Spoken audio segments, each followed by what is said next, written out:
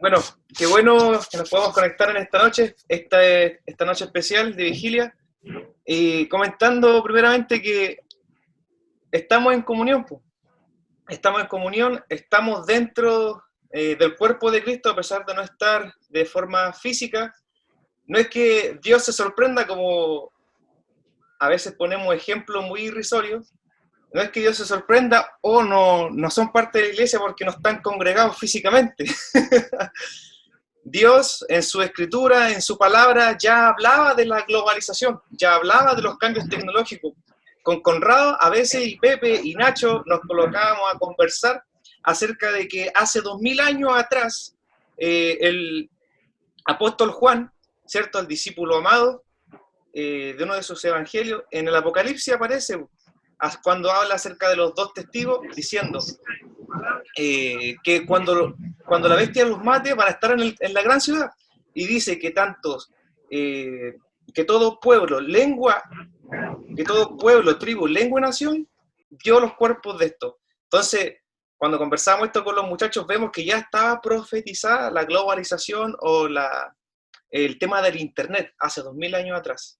Aparte de otras referencias bíblicas que hablan acerca de lo mismo, de cómo es posible que todo tribu, pueblo, lengua y nación, porque lo habla muchas veces, aparte en el capítulo 7 del Apocalipsis, hablando de los salvos, ¿cierto? Estos miles de personas con vestiduras blancas, hablando de que gran parte del mundo va a ser salvo.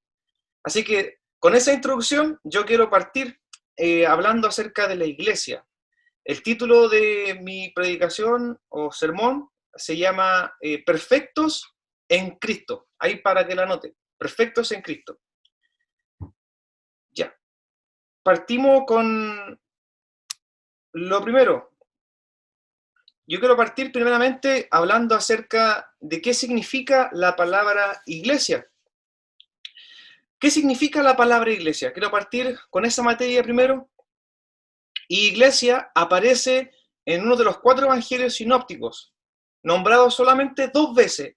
Linda, para mencionarte qué son los evangelios sinópticos son los 4 primeros libros del Nuevo Testamento: Mateo, Marcos, Lucas y Juan. Y sinóptico significa que estos cuentan el mismo relato de la vida, ministerio, muerte y resurrección de Jesucristo, pero desde distintas perspectivas. Eso significa sinóptico. Entonces, la palabra iglesia la utiliza Jesucristo y la utiliza 2 veces en el libro de Mateo. Ya. Busque ahí Mateo 16:13. Partimos con el primer texto bíblico, Mateo 16:13. Si lo tienes, Linda, lo puedes leer. Mateo 16:13.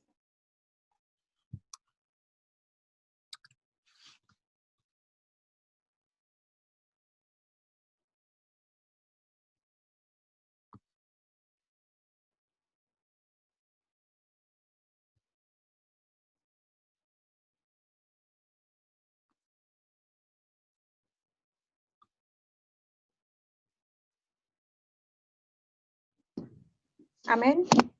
Amén. Si lo tienes, léelo nomás, Linda. La confesión de Pedro. ¿Sí? Viniendo Jesús a la región de Cesarea de Filipo, preguntó a sus discípulos diciendo: ¿quién dicen los hombres que es el Hijo del Hombre? Ellos dijeron, unos Juan el Bautista, otros Elías y otros Jeremías, o alguno de los profetas. Él les dijo, ¿y vosotros quién decís que soy yo? Sigue, Linda, continúa. Respondiendo, Simón Pedro dijo, tú eres el Cristo, el Hijo del Dios viviente. Entonces le respondió Jesús, bienaventurado eres, Simón, hijo de Jonás, porque no te lo reveló carne ni sangre, sino mi Padre que está en los cielos. Y yo también te digo que tú eres Pedro, y sobre esta roca edificaré mi iglesia, y las puertas del Hades no prevalecerán contra ella. Y Perfecto, a ti te daré las y a ti te daré las llaves del reino de los cielos, y todo lo Perfecto. que atares en la tierra será atado a los cielos, y todo lo Hasta ahí que nomás. estaré en la tierra. Amén. Perfecto. Amén. Ya. Amén. Ahí aparece mencionado por Jesucristo la palabra iglesia en uno de los 4 evangelios sinópticos. Aparte, hay otro texto bíblico donde aparece otra vez la palabra iglesia, que es utilizado por Jesucristo cuando le dice en el siguiente contexto, en Mateo 18:15, le dice, si tu hermano peca contra ti, acércate a él, repréndelo, ¿cierto? Y si te escucha, ganaste a tu hermano. Si no te escucha, toma 3 testigos eh, para que conste toda palabra en ese sentido. Y si no te escucha con los 3 testigos, dilo a la iglesia. Ahí lo está ocupando otra vez. Linda, en la palabra iglesia, esto tiene origen en el idioma griego. Si yo cito un texto bíblico en el libro de Hechos, que muchos lo voy a mencionar y muchos lo van a conocer, que es la revuelta de los plateros en Éfeso. ¿Te acuerdas, Conrado, de eso? La revuelta de los plateros en Éfeso. ¿Me escuchas, Conrado? Ya, perfecto. La revuelta, la revuelta de los plateros en Éfeso. En Hechos 19, la palabra en 19:32, lo puedes anotar ahí, Linda, en Hechos 19:32, Hechos 19:32, ahí aparece la revuelta, la revuelta de estos plateros que adoraban a una diosa que se llamaba Diana. Esa diosa Diana de los efesios era una diosa a los cuales Éfeso le rendía culto. Pero en ese texto dice, unos pues gritaban una cosa y otros otra, porque la concurrencia estaba confusa y los más no sabían por qué se habían reunido. Antes, en la antigua Grecia, se utilizaban para describir las reuniones o la asamblea, se describía la palabra iglesia, para reunirse. Pero Jesucristo lo utiliza también para describir a la reunión de gente que Él llama. En este caso, nosotros, esta asamblea, la cual estamos nosotros congregados virtualmente, pero somos la asamblea de Dios. Somos la iglesia de Cristo. Entonces, iglesia, ¿qué significa, Linda? Significa asamblea o reunión. Eso significa. Ahora, ¿quiénes son los de Cristo? ¿Quiénes son la iglesia? Porque yo podría ir a la iglesia, o cualquiera puede ir a la iglesia, pero eso no me hace miembro de Cristo. ¿Qué me hace miembro de Cristo? ¿Qué es lo que me hace parte de la iglesia? Lo voy a dejar abierto para que lo piensen. Lo que me hace a mí miembro de la iglesia, punto 1, es estar arrepentido. Es ser arrepentido, es estar arrepentido. ¿Y qué significa eso? El arrepentimiento es fundamental porque es el mensaje, el primer mensaje que da Jesucristo al arrancar su ministerio. Cuando Él es bautizado por Juan, ¿cierto? Es bautizado por Él, empieza su ministerio, todo lo demás, dice, arrepentidos porque el reino de los cielos se ha acercado. Esa es la base. Linda, esto es súper importante. ¿Por qué? Porque la palabra arrepentimiento tiene un significado muy, muy, muy relevante, que significa, no sé si lo recuerdas cuando te lo mencioné, significa cambiar de mente, es cambiar de pensamiento, es cambiar de planes, es cambiar tu perspectiva de vida, es renovar tu mente. Eso significa arrepentimiento. Una persona que se ha arrepentido de sus pecados, ya dejando las obras muertas atrás de lo que uno era antes, pasa a ser parte de la iglesia, a ser hijo de Dios. Porque, punto 1, Jesucristo, cuando tú escuchas el mensaje, porque llegaste, ¿por qué? Porque escuchaste el mensaje, tuviste fe en la palabra, fe porque creíste en el evangelio, ¿cierto? En este mensaje de salvación. Y Dios, ¿qué hace? Lo primero, estábamos muertos en delito y pecado, eso es lo principal. Porque Jesucristo, ¿qué fue lo que dijo? ¿Qué fue lo que dijo en Juan 5? Mira, Linda, lee Juan capítulo 5. Busquen Juan capítulo 5. El Evangelio de Juan, capítulo 5. Juan capítulo 5, versículo 25. Vayan a ese texto bíblico, búsquenlo. Esto es lo primero, cuando se te presenta Cristo a tu vida. Juan 5, 25. Ya, lo voy a proceder a leer. Dice así: de cierto os digo, viene la hora, y ahora es, cuando los muertos oirán la voz del Hijo de Dios, y los que la oyeren, vivirán. Nosotros, lo que indica, lo que enseña la palabra, es que fuera de Cristo, nosotros estábamos muertos. ¿Pero en qué? ¿Cómo muertos si yo estaba? Puede sonar un poco contradictorio, pero lo que está diciendo es que estábamos muertos en espíritu. No hacíamos la voluntad de Dios, sino la voluntad de la carne. Eso es lo que estábamos haciendo. Vivíamos bajo nuestros propios deleites, deseos, pasiones o impulsos, lejos de la gloria de Dios, lejos de la voluntad de Dios. Estábamos muertos, por eso él dice en este texto: de cierto os digo, viene la hora, y ahora es, cuando los muertos oirán la voz del Hijo de Dios, y los que lo oyeren vivirán. Nosotros oímos esa voz, oímos ese mensaje estando muertos en delito y pecado. Por eso la Biblia dice que la paga del pecado es muerte. En ese sentido, separación, apartarse de Dios. Lo segundo, Él, una vez que Él ya te da vida, Él viene por tu alma, en el sentido de que quiere restaurar tu vida. Cada uno de nosotros venía con distintas problemáticas. No sé, pues puede ser alcohol, promiscuidad sexual, infidelidades, entre otras cosas, mentiras, engaños, violaciones o vidas traumáticas. Cada uno venía con sus problemas, que dañaron su alma. ¿Qué es el alma? El asiento de tus emociones, el asiento de tus pensamientos, tus deseos, tu anhelo, tu personalidad, pero aparte, cómo actuamos, cómo pensamos, cómo somos con las demás personas, se refleja en los traumas o los daños que hemos recibido en la vida. Pero, ¿qué viene a hacer Jesucristo? Aparte de, ya darte vida, como cité ese texto, lo otro es restaurar tu alma. ¿Cómo lo hacemos? Porque muchos podemos recibir el perdón de Jesucristo, que es la justificación. Estoy intentando de explicar, en términos lo más sencillo posible, el tema de la justificación. Todo el Antiguo Testamento habla del ministerio de la condenación.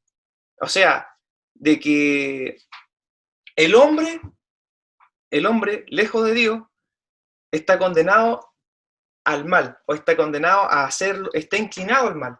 Porque por el conocimiento de los 10 mandamientos, dice la Biblia, que es el conocimiento del pecado, porque si la ley dice, no cometerás adulterio o no codiciarás, no sería malo si no existiera esa ley.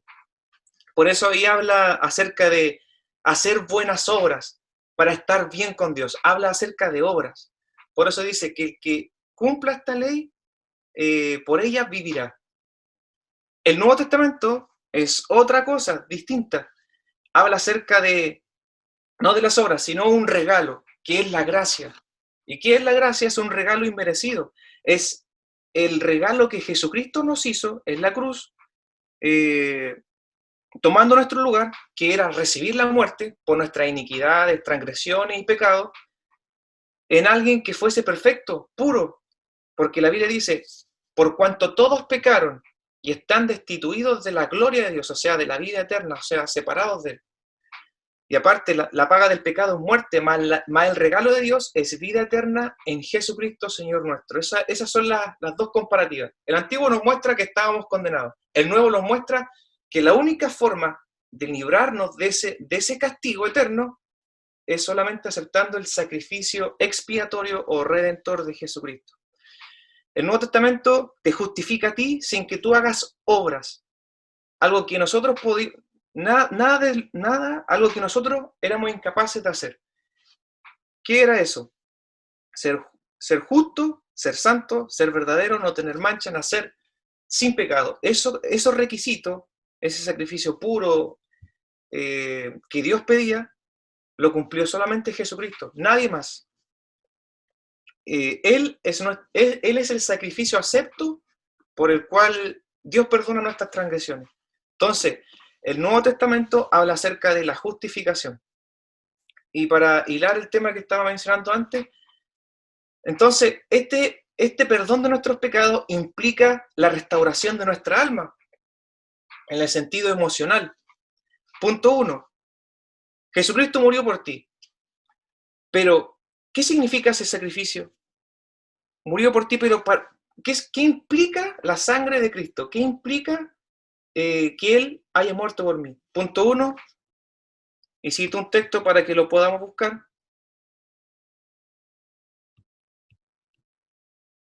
Está en Hebreos 9:14. Hebreos 9:14. Vamos a ir a ese texto.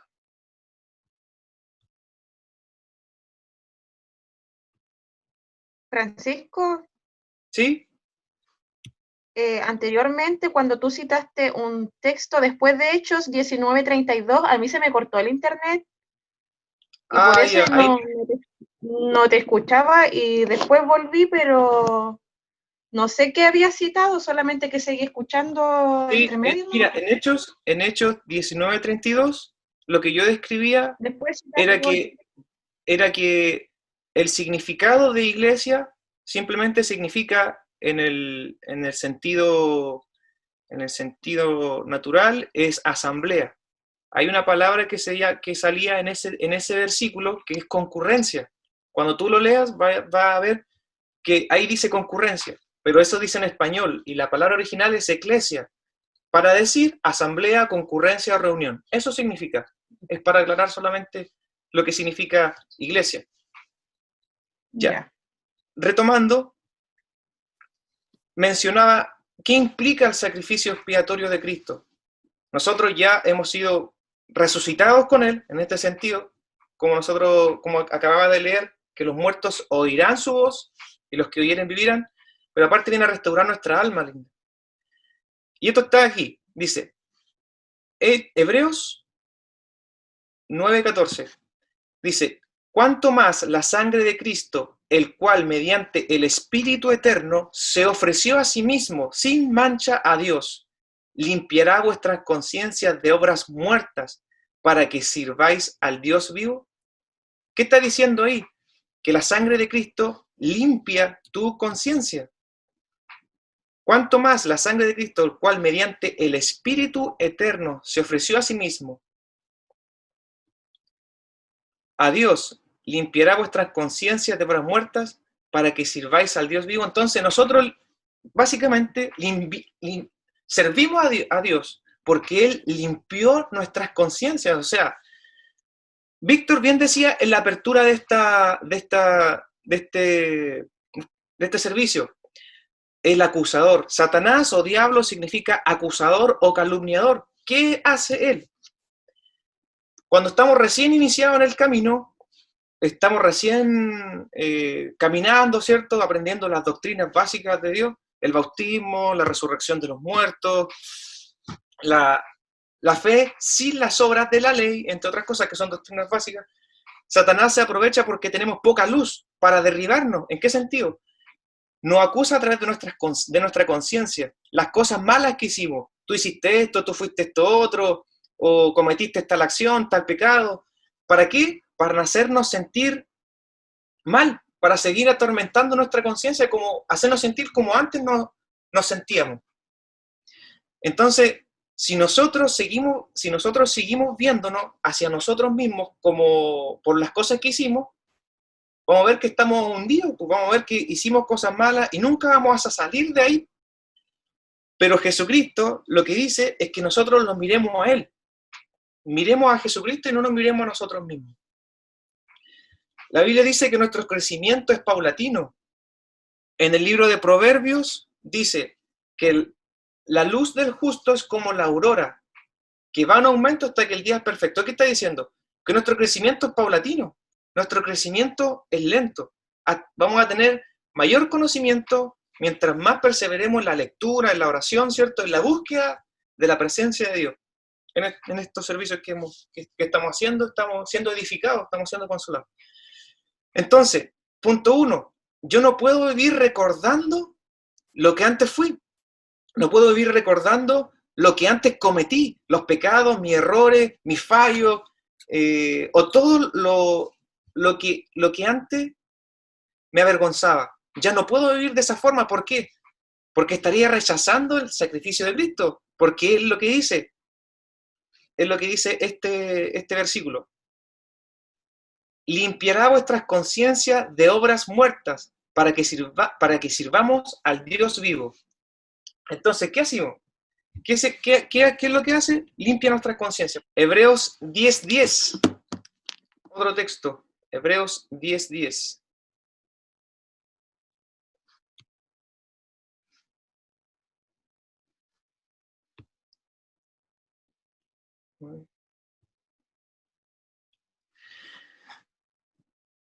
Hebreos 10:10 dice lo siguiente.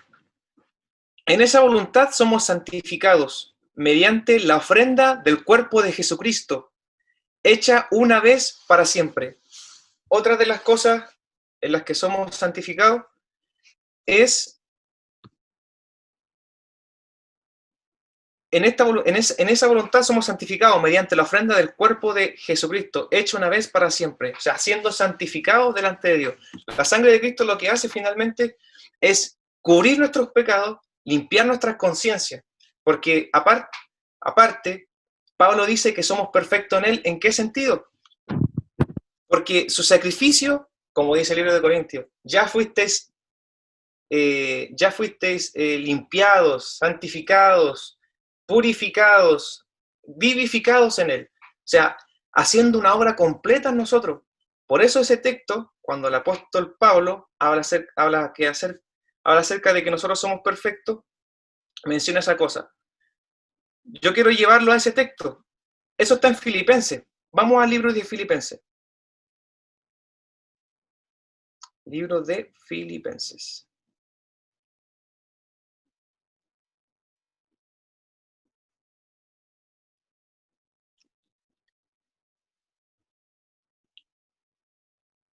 Filipenses, capítulo 3. Bueno, Hebreos, Hechos.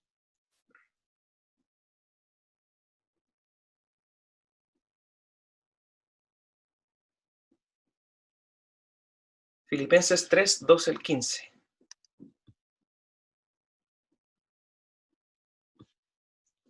Filipenses 3, del 12 al 15. Aquí habla del texto acerca de que somos perfectos en Él. Y se va a ver como una contradicción, pero lo voy a explicar. Dice aquí, no que lo haya alcanzado ya, ni que ya sea perfecto, sino que prosigo por ver si logro asir aquello para lo cual fui también asido por Cristo Jesús. Que me perdí. Por Cristo Jesús. Filipenses 3. Después, seguimos leyendo, hermanos, yo mismo no pretendo haberlo ya alcanzado, pero una cosa hago, olvidando ciertamente lo que queda atrás y extendiéndome a lo que está por delante. Prosigo a la meta, al premio del supremo llamamiento de Dios en Cristo Jesús. Y aquí otra vez mencionan en este versículo siguiente, así que todos los que somos perfectos, esto mismo sintamos. Y así otra cosa, y si otra cosa sentís, esto también lo va a revelar Dios. Aquí habla de dos perfecciones. Y cuando habla de que Él no se siente perfecto y después menciona otra vez para todos los que ya estamos perfectos, no es una contradicción. Porque una es la obra que es como Dios me considera a mí mediante la obra de Jesucristo. Ahí soy perfecto. Él me mira perfecto porque fue un sacrificio perfecto. Me santificó, fuimos santificados, fuimos curados, sanados, limpiados de todas nuestras culpas. No ve perfecto. Pero ¿por qué él dice que no se siente aún perfeccionado? Es porque vamos camino a la perfección, vamos camino a ser limpiados o ser semejantes a Jesucristo. Vamos en esa dirección. Otra de las cosas acerca de esta restauración de nuestra alma, después de que ya Jesucristo nos dio vida, nos dio vida, ¿cierto?, espiritual, lo que dice es una restauración de olvidar todos nuestros pecados. O sea, lo olvida todo. Y aquí vemos el caso de Pedro, de cómo él negó a Jesucristo. Es un caso que los que han leído la Biblia se lo saben ya. Jesucristo, ¿cierto?, antes de que él cante el gallo, lo va a negar 3 veces. 3 veces lo negó. Y cuando vamos al libro de Hechos, su primer sermón, ¿cierto?, dice, vosotros negasteis al autor de la vida. Suena como una contradicción porque él lo negó. Pero si nosotros analizamos bien, él fue restaurado en el Evangelio de Juan, cuando le dice, Pedro, ¿me amas? Apacienta mis corderos. Ahí está recibiendo la restauración. Y él recibiendo la restauración, no siendo atormentado por su culpa. Voy a leer, para retomar ese punto que es bien importante, voy a leer el libro de Hechos.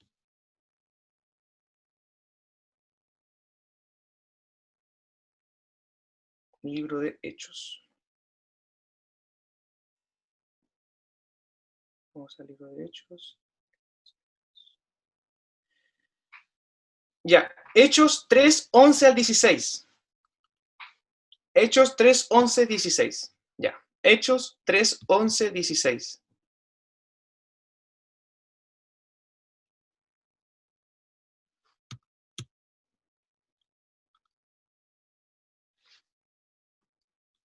Discurso de Pedro en el pórtico de Salomón.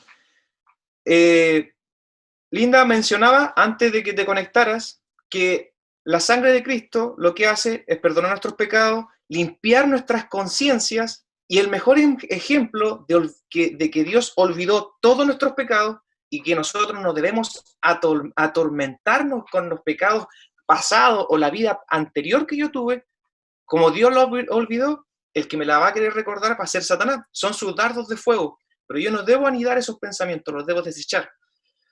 Uno de los mejores ejemplos en la Biblia fue la restauración de Pedro de su conciencia. En el Evangelio de Juan aparece cuando Pedro lo niega 3 veces, cuando Jesucristo le dice, antes de que cante el gallo, lo va a negar 3 veces. Y él lo negó, así es. Pero en el último capítulo, Jesucristo se acerca después de resucitar a Pedro y le dice, Pedro, ¿me amas? Le dice 3 veces, restaurando la negación que él le hizo. Después de que Jesucristo fue alzado, Pedro recibe el Espíritu Santo, todo lo demás, y ¿qué hace? Predica el mensaje. Y mira lo que dice. Discurso de Pedro en el pórtico de Salomón. Y teniendo asidos a Pedro y a Juan, el cojo, que había sido sanado, todo el pueblo atónito concurrió a ellos, al pórtico que se llama de Salomón. Viendo esto, Pedro respondió al pueblo, varones israelitas, ¿por qué se maravillan de esto? ¿O por qué ponen los ojos en nosotros, como si por nuestro poder o piedad lo hubiésemos hecho andar? El Dios de Abraham, Isaac y de Jacob, el Dios de nuestros padres, ha glorificado a Jesús, ¿cierto? A quien nosotros negamos. A quien vosotros negasteis ante Pilato. Entonces, si lo vemos acá, Pedro igual lo negó, pero él no se sentía afectado por eso, ni su conciencia le acusaba. ¿Por qué? Porque él recibió la restauración. Por eso no puede ser, por así decirlo, hipócrita, no es así. Él recibió la restauración, Dios olvidó de sus pecados, y por eso le dice, vosotros negasteis al autor de la vida. Ahí tenemos una restauración o la limpieza de la conciencia. Eso es una parte. Lo otro está en el libro de Jeremías. Jeremías 31-34. Jeremías 31-34. La restauración de nuestra alma. Jeremías 31-34 dice lo siguiente.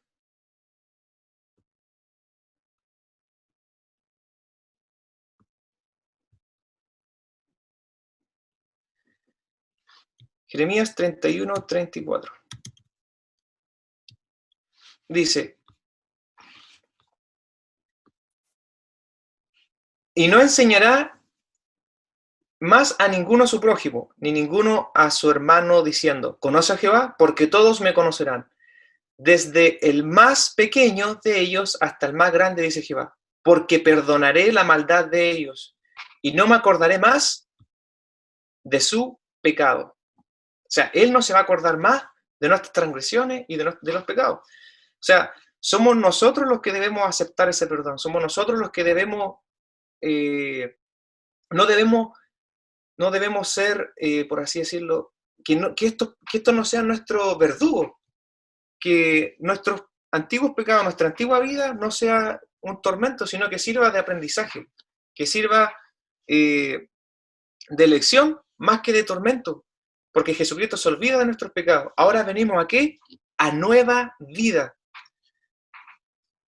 Por otra parte, esta restauración de nuestra alma no solamente implica el lavado de nuestra conciencia, el perdón de nuestros pecados, el que se olvida de nuestros pecados, sino que también involucra la renovación de nuestra mente.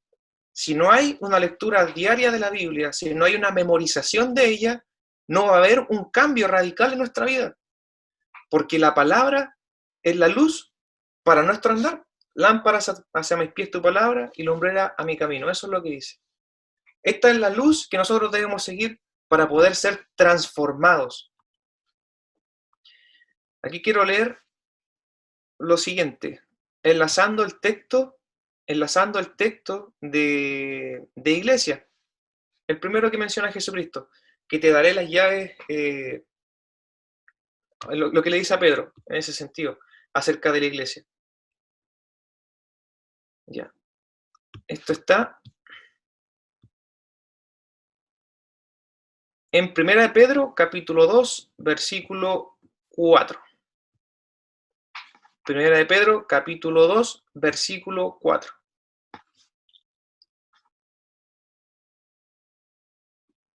Primera de Pedro, capítulo 2, versículo 4.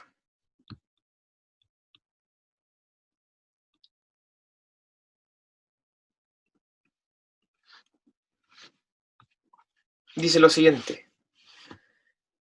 Acercándonos a Él, piedra viva, desechada ciertamente por los hombres, mas para Dios escogida y preciosa. Nosotros también, como piedras vivas, somos edificados como casa espiritual y sacerdocio santo, para ofrecer sacrificios espirituales aceptables a Dios por medio de Jesucristo, por el cual también contiene la Escritura. Y ahí menciona todo un texto bíblico. Aquí dice sacrificios espirituales. O sea, en el Antiguo Testamento se sacrificaban animales, se sacrificaban ovejas, machos cabríos, entre otras cosas, para expiar nuestros pecados, ¿cierto? Y ser limpios delante de Dios. En el Nuevo Testamento esos sacrificios espirituales involucran otras cosas, como por ejemplo la alabanza. Voy a mencionar unos textos bien brevemente. Por ejemplo, en Hebreos 13:5 aparece que un sacrificio agradable a Dios, en vez de algo físico como se hacía en el Antiguo Testamento, es algo espiritual, es una alabanza. También hacer bien y la ayuda mutua es un sacrificio acepto a Dios. Y eso aparece en Hebreos 13:16. Eso lo voy a leer para que quede constante. 13:16. Dice, y de hacer bien y de la ayuda mutua, no se olviden, porque de tales sacrificios se agrada a Dios. Eso es un sacrificio. Aparte, en el libro de Filipenses, capítulo 14, 4, 18, el apóstol Pablo habla acerca de otro sacrificio que es agradable, que es la ofrenda. En ese tiempo, en ese contexto de esa carta, Pablo tenía necesidades y habla y le da gracia a la iglesia de Filipos acerca de una ofrenda que éste le dio por la necesidad que ellos tenían, para que Pablo siguiera ministrando, siguiera haciendo el trabajo de Dios. Eso es otro sacrificio que es agradable delante de Dios. Y eso lo menciona la Escritura. Algo que hay que tener en mente, y es que es clave, está en el libro de Efesios, acerca de la declaración de que nuestro viejo hombre pasó. Y eso es clave, eso es importante apuntarlo. Eso está en el libro de Efesios, Efesios capítulo 3.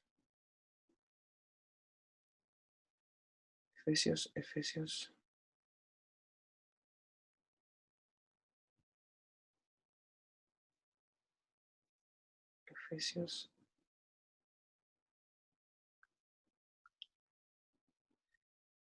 Filipenses, Hechos. Efesios capítulo 3. Ahí vamos a ir. Efesios capítulo 3. Ya. Efesios capítulo 4, perdón. Versículo 17. Ahí está. Ese es el versículo clave de esto. Efesios capítulo 4. Versículo 17. El título es clave. Se llama La vida nueva en Cristo. Y en lo siguiente dice: esto pues digo y requiero en el Señor, que ya no anden como los otros gentiles, que andan en la vanidad de su mente, teniendo el entendimiento entenebrecido, ajenos a la vida de Dios, por la ignorancia que en ellos hay, por la dureza de su corazón, por los cuales después que perdieron toda sensibilidad, se entregaron a la lascivia, para cometer con avidez toda clase de impureza. Mas nosotros no hemos aprendido así de Cristo. Si en verdad le hemos oído y hemos sido por él enseñado conforme a la verdad que está en Jesús. Y aquí dice, en cuanto a la pasada manera de vivir, despójense del viejo hombre. La palabra griega que se utiliza ahí es antropos, que es ser humano. Despójense del antiguo ser humano, antiguo hombre o mujer, que está viciado conforme a los deseos engañosos. Eso estaba claro de cómo estábamos antes. Y renuévense en el espíritu de su mente. Y vístanse del nuevo hombre, creado según Dios en la justicia y santidad de la verdad. Esa es nuestra identidad. Debemos ser creados según Dios, de acuerdo en la justicia y santidad de la verdad. Hay una palabra que está en ese texto que es clave, igual que en Efesios, que debemos despojarnos de ese viejo hombre. Ya no está atormentándonos en nuestra mente o en nuestra conciencia, porque ya Jesucristo nos perdonó, nos limpió, nos hizo una nueva criatura. Entonces ya no debemos vivir de acuerdo a esos deseos engañosos. No debemos no debemos fomentar los impulsos que antes teníamos. Ya, renuévense en el espíritu de su mente. Eso es clave y en el sentido de renovar nuestra mente a través de la escritura. No hay otra forma más que consumiendo el pan diario. Y en este caso, el pan simboliza la palabra de Dios. Eso debemos consumir a diario. Consumir su palabra para seguir creciendo, para seguir madurando y para seguir aprendiendo de él y crecer a su semejanza en la justicia y santidad de la verdad, la cual es nuestra identidad. Creo irme al libro de Romanos capítulo 6. Ya tenemos claro, punto 1, que tenemos una vida nueva en Cristo. Romanos capítulo 6 es un texto clave igual con respecto a la restauración, a esta justificación que nos hace Jesucristo. Romanos capítulo 6.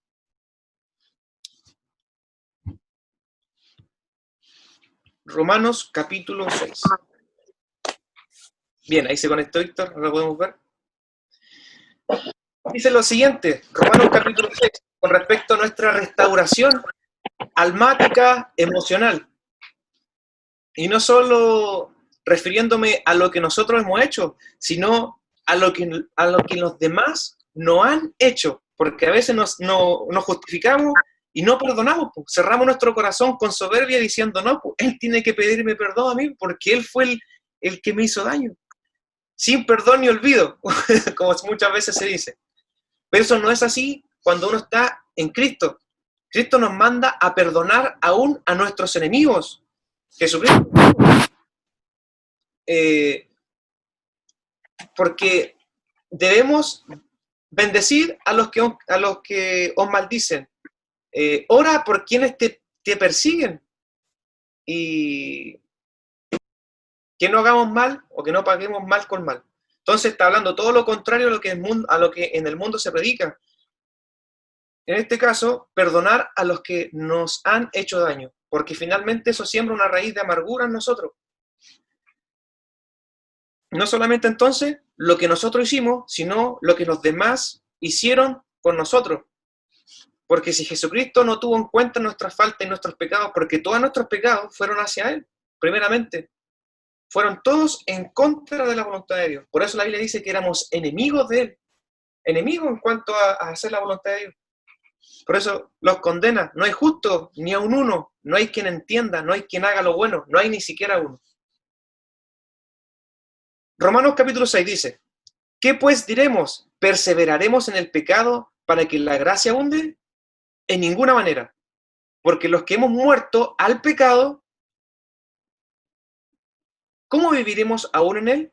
Después dice, ¿o no sabéis que todos los que hemos sido bautizados en Cristo Jesús hemos sido bautizados en su muerte? Simbólicamente, la inmersión involucra su muerte y la ascensión del agua y simboliza su resurrección. Es una muestra pública de que seguimos a Cristo. Pero eso dice acá, ¿o no sabéis que todos los que hemos sido bautizados en Cristo Jesús hemos sido bautizados en su muerte? Porque somos sepultados juntamente con Él para muerte por el bautismo, a fin de que, como Cristo resucitó de los muertos, por la gloria del Padre, así también nosotros andemos en vida nueva. Eso tiene que quedarnos claro. ¿En qué andamos? En vida nueva. Cuando aceptamos a Cristo, nosotros aceptamos su sacrificio, su muerte, aceptamos nuestra muerte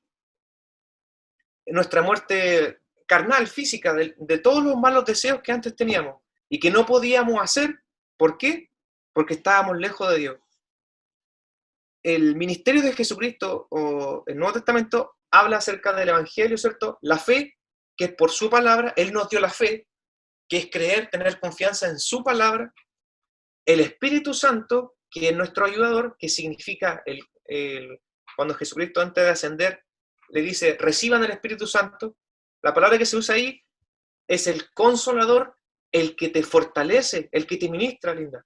Ese es el que te ayuda a ti. Es el Espíritu Santo a afrontar nuestras problemáticas. Nos ayuda en la oración, nos ayuda en nuestros conflictos personales, porque la lucha siempre se va a levantar en nuestra mente. Aquí está el campo de batalla. Aquí es donde uno tiene que armarse. Por eso el apóstol Pablo lo simboliza con las herramientas o con las armas del Imperio Romano. Vístanse pues con el yelmo de la salvación, tomen pues la coraza de la justicia y sobre todo tomen la espada que es la palabra de Dios. El arma se usa en la mente contra los dardos de fuego del enemigo, con el escudo que es la fe, con la cual apagamos todos los dardos de fuego del enemigo. Entonces, venimos a vida nueva, ya estamos muertos con Cristo, nuestras obras pasadas fueron cubiertas por su sangre y como dice este texto, a fin de que como Cristo resucitó de los muertos para la gloria del Padre, así también nosotros andemos en vida nueva. Lo siguiente, versículo 5, porque si fuimos plantados juntamente con Él en la semejanza de su muerte, así también lo seremos en la de su resurrección. Sabiendo esto es importante, que nuestro viejo hombre fue crucificado juntamente con Él, para que el cuerpo del pecado sea destruido. ¿Qué más dice? A fin de que no sirvamos más al pecado, porque el que ha muerto ha sido justificado del pecado. ¿Qué trae el pecado? La muerte, la destitución de la gloria de Dios. Pero ya siendo muerto, ya nos saltamos esa condenación. Ya no pasamos por ella. Miren lo que dice aquí, en el versículo 11. Pasemos al versículo 11. Versículo 11 dice así: así también nosotros, considerados muertos al pecado, pero vivos para Dios, Señor nuestro. No reine pues el pecado en vuestro cuerpo mortal, de modo que le obedezcamos en nuestras concupiscencias. Entonces, punto 1, somos muertos en la carne por medio de la crucifixión de Jesucristo. Punto 1, eso. Ahora andamos en vida nueva. ¿Pero en qué vida nueva?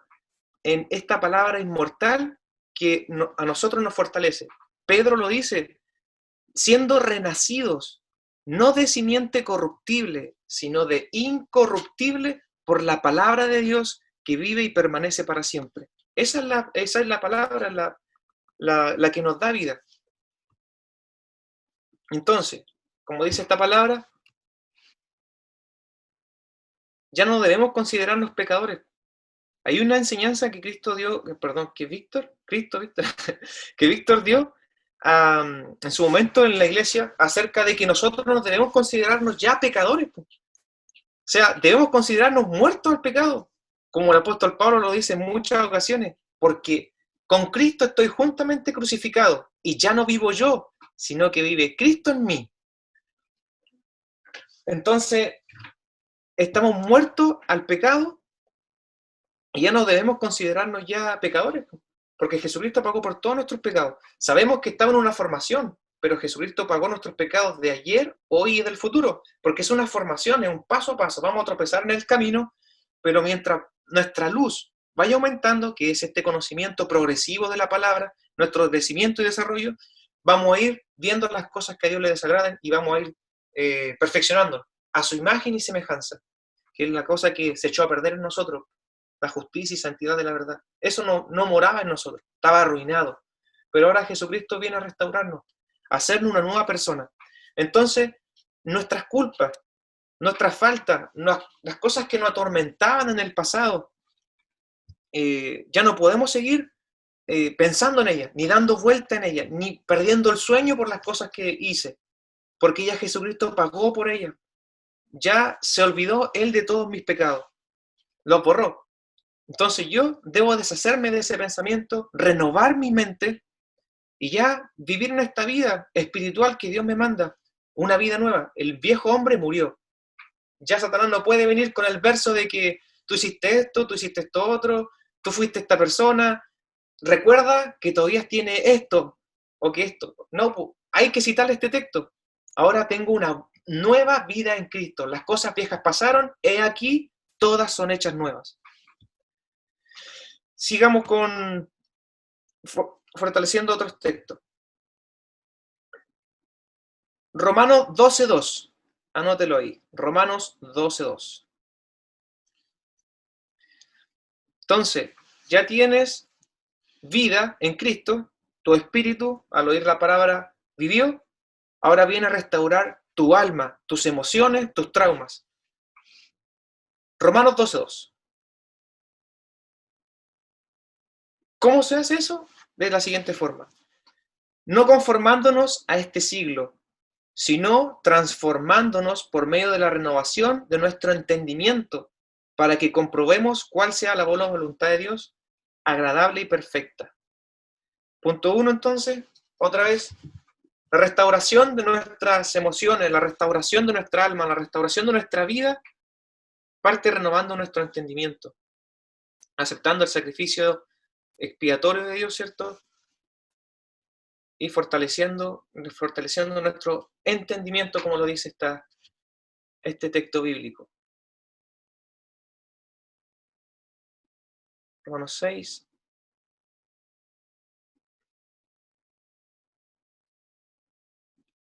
Ya. Segunda de Corintios 5, 16, 21. Busque ese texto, anótelo.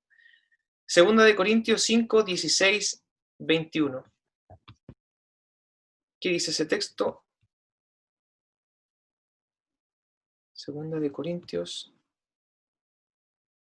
5, 16 al 21.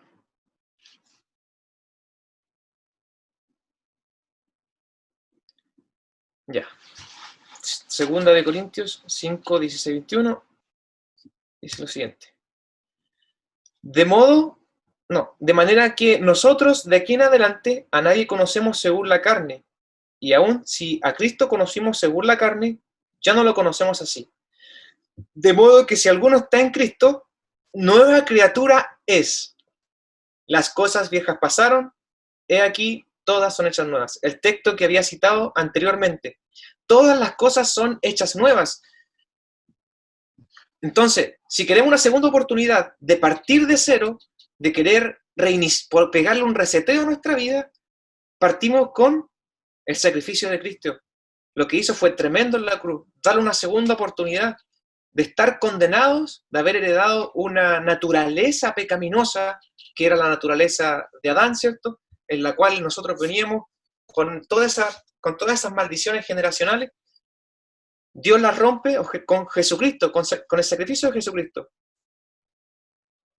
Ahora tenemos una naturaleza a lo que se le llama la naturaleza divina. ¿Y cómo se logra eso? Cuando aceptamos a Jesucristo en nuestro corazón, ¿verdad?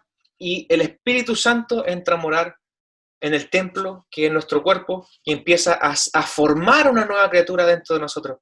¿Cómo? A través de la palabra y la fe que nosotros ponemos en ella.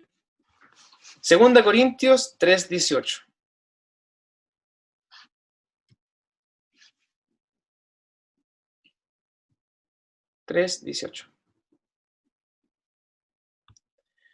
No debemos mirarnos nosotros mismos, porque si nos miramos a nosotros mismos, seguimos haciendo introspectiva en nuestro pasado, porque eso pasa en el inicio de esto.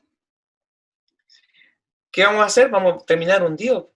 Vamos a terminar en el mismo círculo vicioso de lo que antes era, atormentándome, culpándome de por qué hice esas cosas, o lamentándome. Mira lo que dice este texto. 2 Corintios, capítulo 3, verso 18. Por tanto, nosotros todos, mirando a cara descubierta, como en un espejo, la gloria del Señor, somos transformados de gloria en gloria en la misma imagen como por el Espíritu del Señor. ¿Somos transformados en qué sentido? Por la renovación de nuestro entendimiento, por el conocimiento de la Escritura, que ahí está la voluntad de Dios. Somos hechos a la imagen de Jesucristo. Por eso Él dijo, vengan a mí todos los que estén cansados y cargados, que yo los voy a hacer descansar. Porque ligera mi carga, porque mi yugo es fácil y ligera mi carga. Y tenemos que aprender de Él, dice, venid a mí y aprendan de mí. Entonces, punto 1, tenemos que mirar a Jesucristo. No tenemos que mirar como el diablo quiere que nosotros nos miremos. Que hicimos esto, que hicimos esto otro, que tenemos esta culpa, o que hicimos tal cosa. Eso es como Él quiere que nosotros permanezcamos y no salgamos de ahí. Sino que tenemos que mirar como Dios nos mira. ¿Y cómo Dios nos mira? ¿Nos mira sucios? ¿Nos mira pecadores? ¿Nos mira con falta? ¿O aún se acuerda de eso? Siendo un poco repetitivo en eso. Pero no nos mira así. Él ya nos limpió, nos justificó. A través de la sangre de Jesucristo, Él nos mira perfectos. Él nos mira sin mancha, sin culpa, porque todas nuestras faltas fueron cubiertas por el sacrificio de Cristo. Ella no se acuerda de ninguno de nuestros pecados. Por lo tanto, Él nos mira perfectos. Y tenemos que ir ahora en camino a esa imagen y semejanza, como lo dice el libro de Efesios, mirando a Jesucristo y renovando nuestro entendimiento.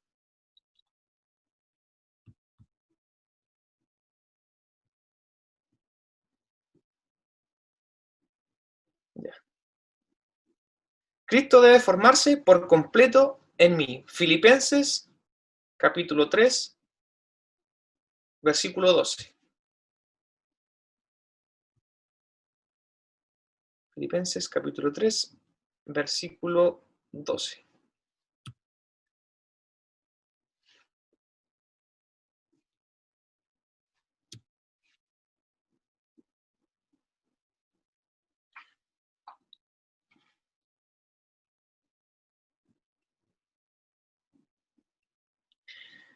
Ya, dice lo siguiente.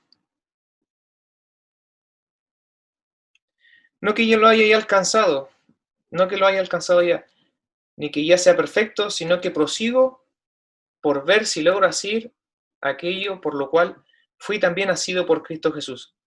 Bueno, el apóstol Pablo quería cumplir el llamamiento de Dios y asemejarse lo máximo posible a lo que él está enseñando en este caso, que es la voluntad de Dios, la imagen de Dios, siendo perfecto o llegando a esa altura. Nosotros vamos en ese camino, pero ¿a través de qué? A través de la memorización de esta palabra, a través de las luchas que se liberan en nuestra mente, pero esgrimiendo en este caso o apagando estos dardos de fuego a través del escudo de la fe. Debemos renovar nuestro entendimiento, olvidarnos de nuestras obras pasadas y fortalecernos en el poder de la palabra de Dios. Mi mensaje básicamente es que nuestras obras pasadas fueron muertas y quedaron sepultadas en el pasado y ahí deben quedar. Debemos olvidarnos de las cosas que hicimos, ahí quedaron. Y que estas no sean nuestro verdugo, sino que finalmente sean una lección aprendida más, porque de eso básicamente no nos vamos a olvidar, van a estar ahí. Pero quedaron como una lección aprendida, ¿no? Una vivencia más. Pero eso se acabó cuando vinimos a Cristo. Debemos escuchar la voz de Dios cuando nos dice, las cosas viejas pasaron y aquí todas son hechas nuevas. Y muertos somos con Cristo en la carne, pero ahora somos vivos en Él. Vivos en el sentido espiritual, haciendo su voluntad, cumpliendo su palabra.